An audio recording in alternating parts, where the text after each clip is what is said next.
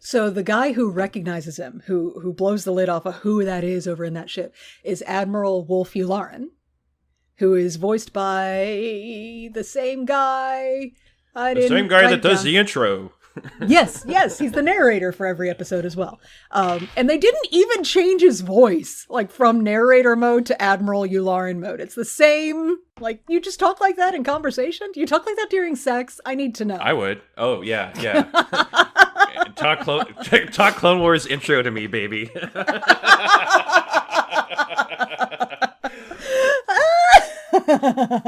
But I always thought that some of the stories of these episodes is basically a retelling that Yularen is telling his cadets or something. Like this one time in the Clone Wars. Oh. You know? Okay. So I kind of like, I like they didn't change it. Okay. Yeah. No, headcanon accepted. First of all, the whole, I think we're being watched, or we have a lot more people watching us. Mm-hmm. Yeah, when Anakin and Obi-Wan are on their speeders going towards the trap, essentially. So all you have to do when that happens is stop moving, turn around, go up to the closest droid who's watching you and is like, hey, Roger. I'm sensing you and your friends watching me. Why is that? Mm-hmm. No, instead I'm going to go ahead and make a sarcastic statement and keep proceeding, keep moving forward. Yeah, that is the mission statement of Obi-Wan Kenobi's life. I'm going to make a sarcastic statement and keep moving forward. But that's it. Tattoo that shit on his chest. Not helpful. Let me tattoo it on his chest. It'll be great. Is the expected decorum to, no matter what you're doing at the time, no matter what you're doing, and I mean that, like, underline that part, do you drop down to your knees and say, oh, Lord Sidious, hi, I'm baking a fucking souffle right now, and I just dropped it thanks to you, but hi, how are you doing? Yeah. Or I'm going number 2, I just had some tamales from Tatooine, and they're not really working with me right now, but here I am. You know? Is that what's supposed to happen? Yes, because the alternative is he reaches across light years and chokes you to death. Yeah. This is why you gotta pick your bosses. If you want to work for the guy who every time he walks in the room, no matter what you are doing, you gotta bend the knee, or he kills you, then that's a choice that you're making. Can you imagine having that power? Yes. Just if you're FaceTiming with somebody and then you fucking force choke them? I'm imagining it right now. Yeah. By the way, Dooku's in this too. Yeah. No longer voiced by Sir Christopher Lee. We're back to Corey Burton. Yeah. And he does an excellent job. I love that chamber he was in. So, you know, the droids come in and they're all, oh, sir, we have something for you. And he's all, I do not want to be disturbed. This better be good. And then they tell him, and then the camera pans off and you see that Dooku's in his meditative position, but it's like he set the chair for sassiness. Because the whole chair just flipped around and he was like, girl, what? I want a sassiness setting on my chair. Do I need to be a Sith Lord to get that? Because I'll do it. Up to this point in the series, we've seen Jedi being badass all over the place.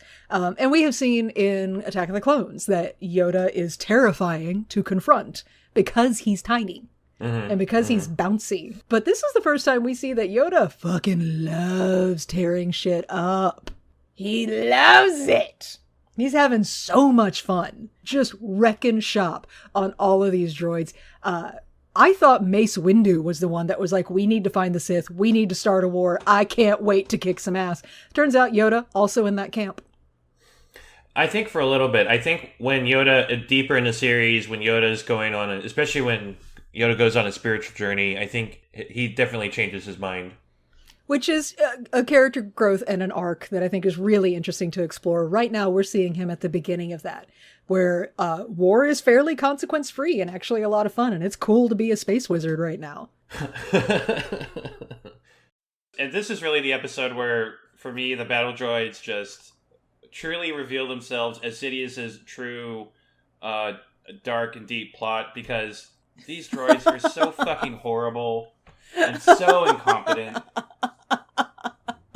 So Sidious is like, here's the funding to build the biggest, baddest compensation weaponry ship ever. Yeah. But I took the budget from your software upgrades on the battle droids. So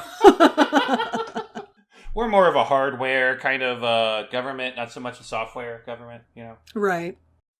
And this is also, this is the first episode in the series, and it's one of only 2 that features mild swearing. Yeah. Because the eel eats Cut Up, and Heavy goes, "What the hell was that?" Yep. And Echo says, "That was an eel. That's why the regulations say we don't come out here."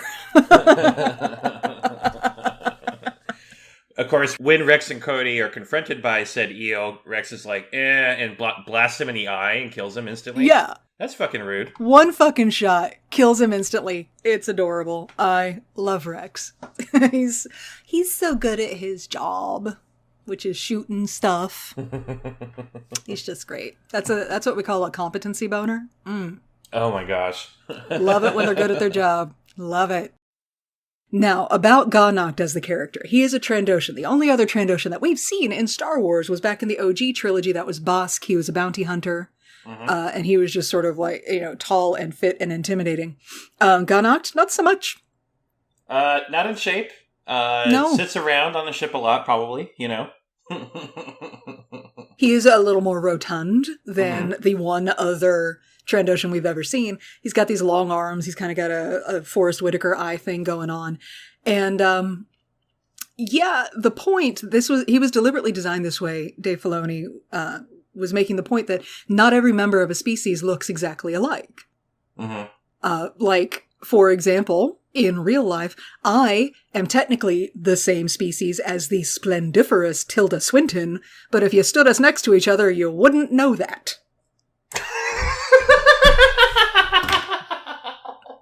And I'm going to read you this description that is from Wikipedia, and this is a quote. I want it to be understood. I did not write this. Okay? Okay. Ahem.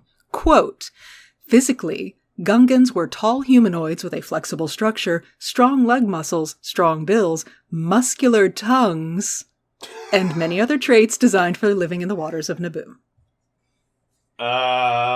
You didn't write that, huh? Muscular tongues. Well, don't you remember when he's in Tatooine sitting at the table with Qui-Gon and that tongue comes out to get the fruit? Yes, I don't know that I would have described it as muscular. Well, I think... But now that it has been described, like the fanfic writes itself, you know what I mean?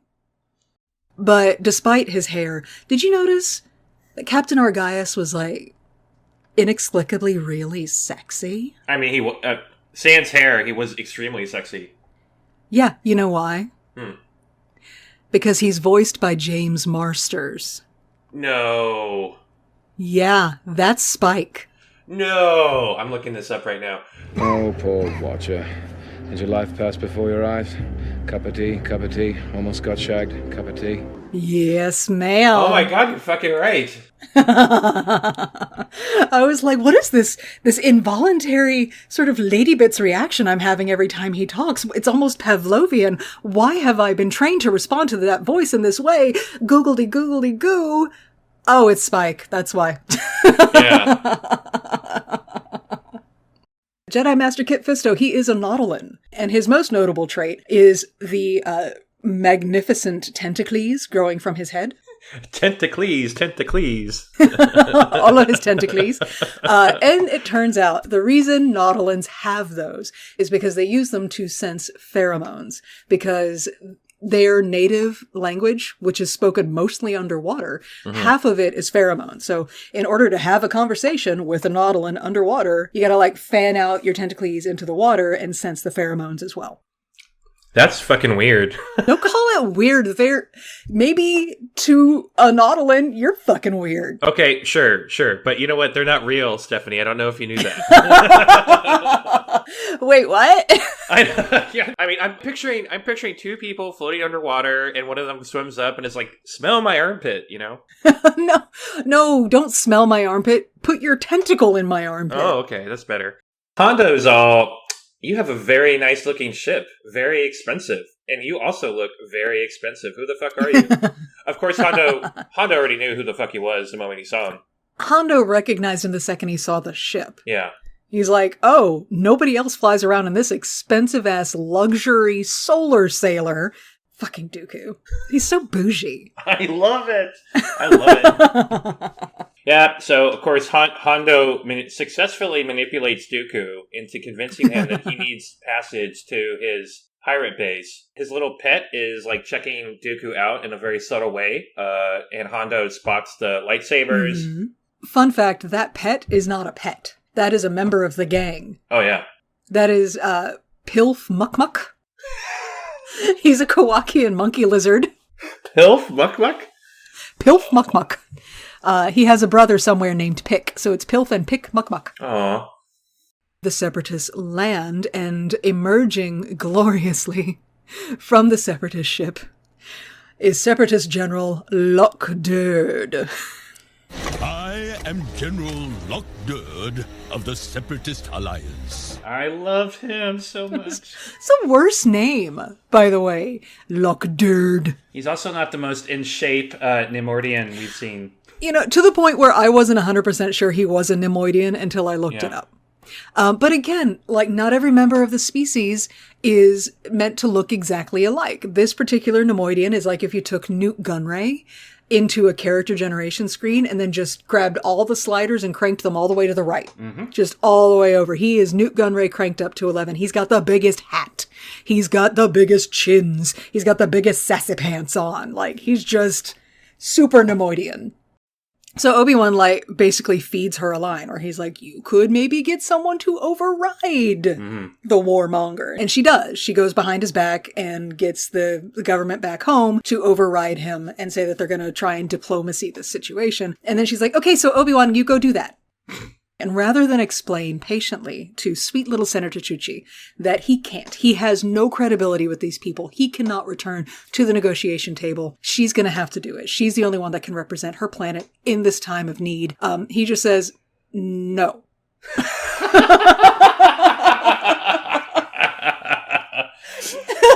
Why can't you be helpful?